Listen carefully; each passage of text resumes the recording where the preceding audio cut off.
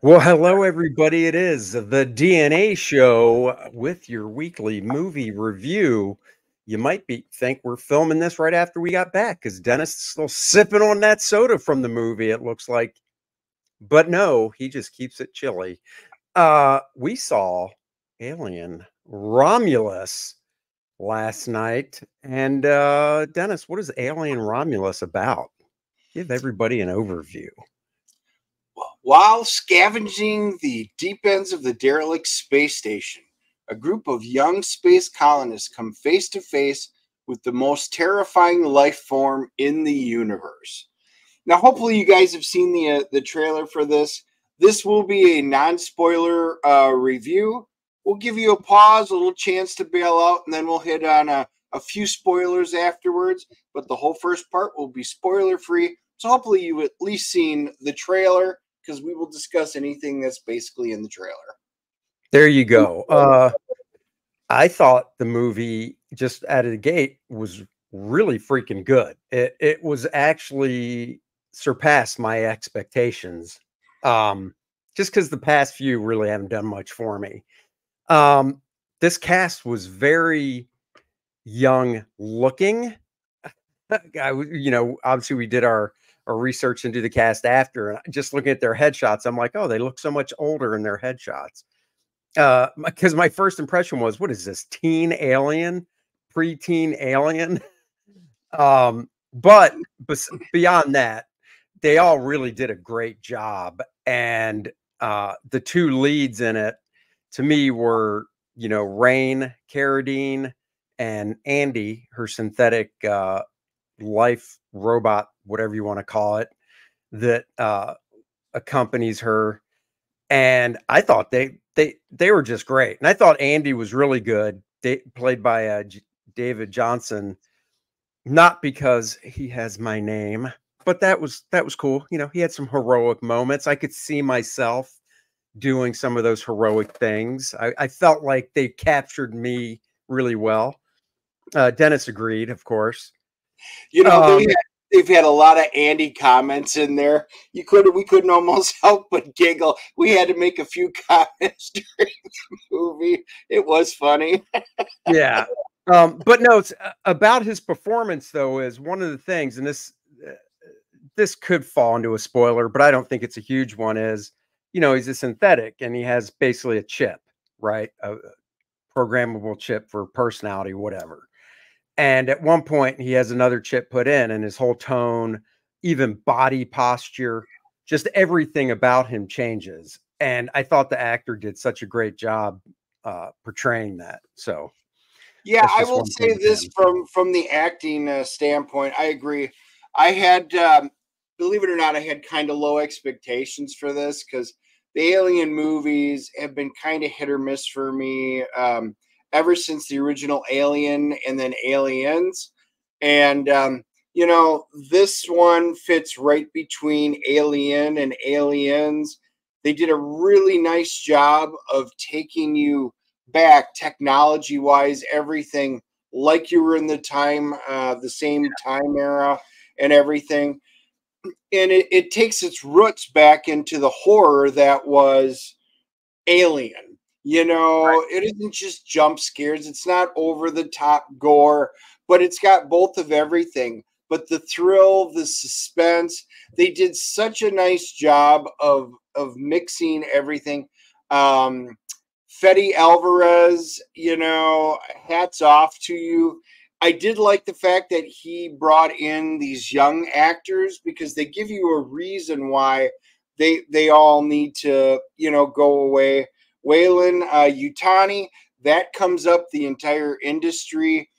How they put everything together with this was great. They tied it in. But Kaylee Spaney, I liked her a lot in this. She's not a Ripley character. She may be the lead, but she's not. She's got a completely different personality because she ties in very well with David Johnson's Andy. And the two of them really are what make this movie together. And Kaylee, I was not very fond of her in Civil War, if you'd seen her Civil War review and stuff like that. But that's where I recognized her. I was like, I'm looking at her going, why do I recognize her? So it was Civil War. Oh yeah, I assumed you knew that last night. I No. was like, oh, she was so much better than what she was in Civil War. And I actually thought the other characters that were around her, you know, Navarro and Kay and Bjorn and Tyler, they were all good. I didn't say any one of them was a standout or anything like it, but Kaylee and David were absolute standouts in this. Yeah, they just had great chemistry on screen. You know, they worked real well together. And yeah, this definitely went back to more of a horror movie than a sci-fi thriller. Um, which I thought was nice as well. I thought that was cool. I was trying to get my daughter to go see it. And after we saw it, I was like, yeah, she would not have liked that at all. Just because it was definitely more onto the horror side of things than just sci-fi thriller. So yeah, this one was more, you know how they say show don't tell, and you know we talk about that a lot on the comic book side of things or in movies, and this really did both. I thought that they kind of nailed it. Andy and I got to see this on IMAX, and I am telling you, this is an IMAX worthy performance. The space scenes, we got a lot more space stuff than I was anticipating on a lower budget. I think this was only between 80 and $100 million for a budget, which is very small. I did not know it was that small right away. Looking at it, I would be like, oh, they spent a lot of money, a lot more money on it, but they didn't. And it works out really well. And except for one minor thing, which we will get into in the spoiler section, that kind of pulled me out of the movie. But overall, the space stuff, everything about it was beautiful. The interior design was very reminiscent of Alien and Aliens. oh, yeah. And the question is, do you have to have seen the Alien movies to see this?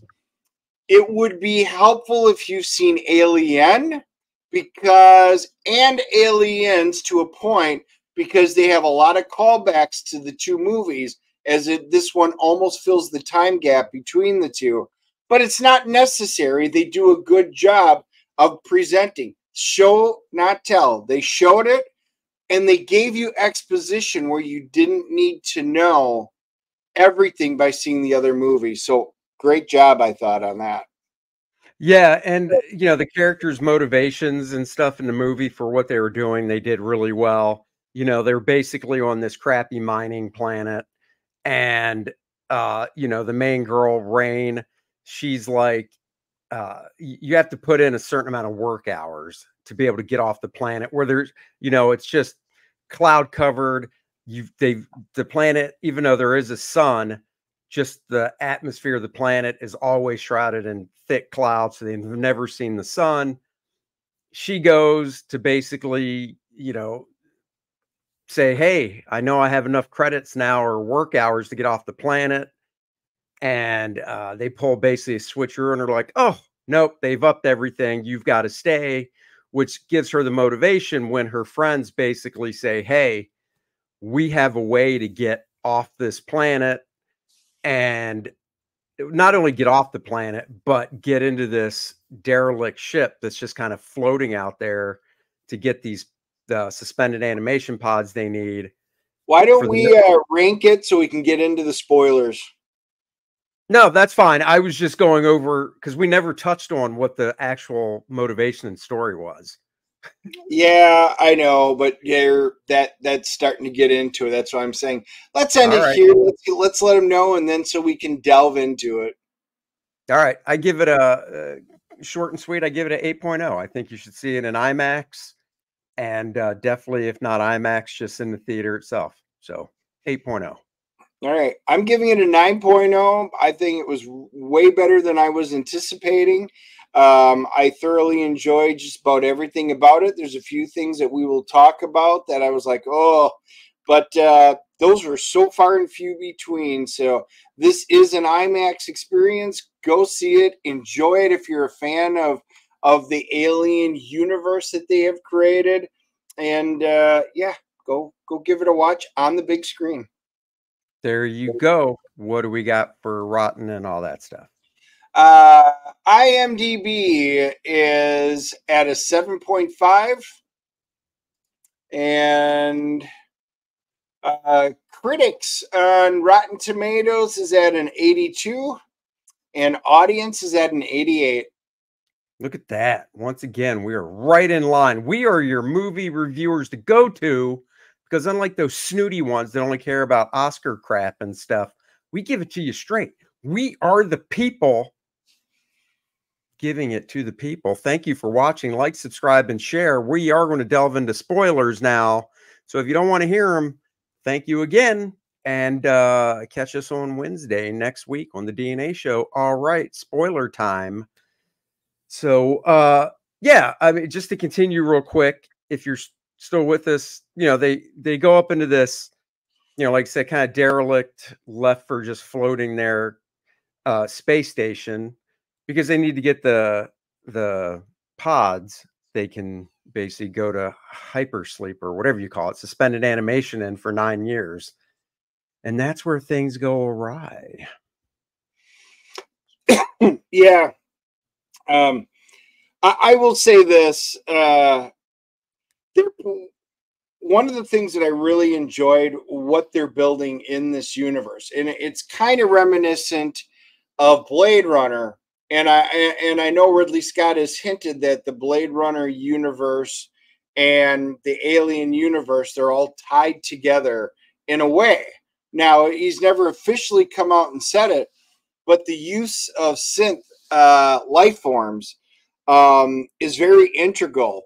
And once again, you mean you had Ash, and you've had Bishop, and then you had David, and now you've got Andy, and they bring them together, and they're so integral to the story right now, and the relationship between Rain and her brother Andy, which apparently her father had found him and restored him, and he was kind of glitched and stuff like this, but he was there to help raise Rain after her father died, and he was their protector.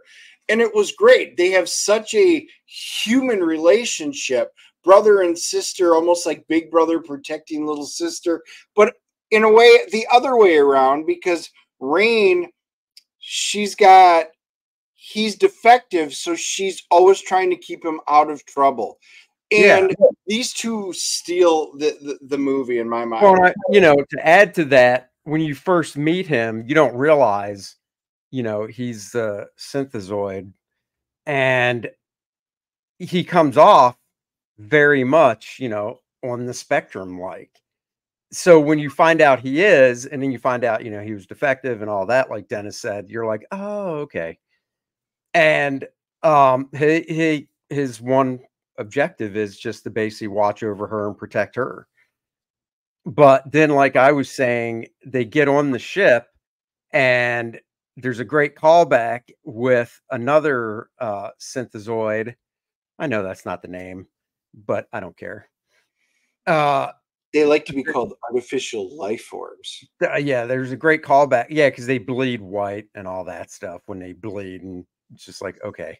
So yeah, there's a great callback from an earlier movie. Isn't that right, big guy?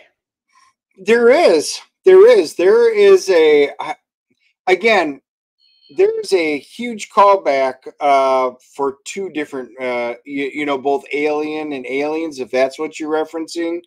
There are so many.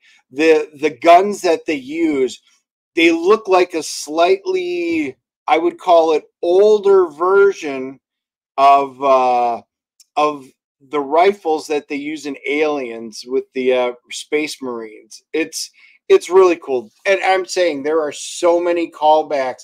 I love everything about it. I don't know what I was talking about the other artificial intelligence dude that's in half that they find on the ship. So yeah, so this is the spot that, and I don't know why. everything else was done so well in this movie. And again, I don't know if it's a budget constraint or what it was, but you know, you get to meet an artificial life form, and you see the computer screen, and then you see Rook come up, and you're like, oh, Rook. So, very much in the way of Ash and Bishop. And then they prop him up and set him there, and it is the digital face of Ian Holm, and you're like, oh my God, it's Ash all over again. Only the AI is so bad. It reminds me of Rogue One, and where Tarkin, where they digitally remade him and put him in there. Only this is like way worse. Like they had no. See, I'm curious if you see this movie, come back and comment, because I don't think it was as bad as he's saying. There was something off. Like when I watched it, I didn't remember enough. Like I was familiar enough to where I got that hint of I've seen that guy before. And it was after the movie we were driving back, and it was like, oh, that's the guy from the original who obviously is not around anymore. And even if he was, he'd be so much older, whatever. So yeah, so they definitely had somebody in his place with probably, the dot stuff over his face so they could map the original actor's face to it. So it was a little off in a way, but I don't think it was nearly as bad as what you're saying. Oh, it pulled me right out of the movie. The only time anything pulled me out of the experience was when they showed him. It was great to see his face, kind of, because it was kind of his face. It was jarring to me how bad it was. All right. Well, if I would love to know what you guys think if you see it. Moving on, of course, you get the chest buster scene. One of the actors goes down that way. They get the face hugger on them, and you get to see a great effect of it bursting out of their chest. They did it different enough, which is another nice thing with these movies. They have to always try and do some stuff different that you've seen in the previous movies. They did that nicely. They did it with a character I didn't really give a crap about in the first place, though. So it would have been nicer if I liked the character. I didn't hate him. You just didn't get to know the person well enough, I think, to care either way when it happened. I could think of another character they could have done it to where I would have been like, but they saved that more for the end. Yeah, no, I kind of agree with that. There's one character in particular that you just kind of want to hate. Tyler, he drove me completely bonkers, and when he bit it, I was like, oh, gee, that's too bad. Felt really bad about that. Wait, hold on here. Let me see. Yeah, that's him. Yeah. When he bit it, I was just like, oh, that could have been sooner. Plus, they do give you a reason why you're supposed to dislike him, but still. Yeah, they give you a reason, but he's still just kind of such a dick.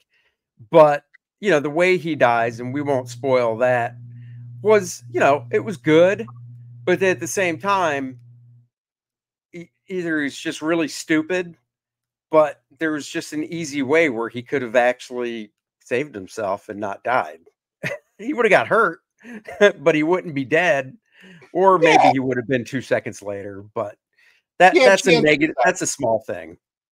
Right. And the thing is, this was very good. And most of the stuff that most of what we have are little nitpicks.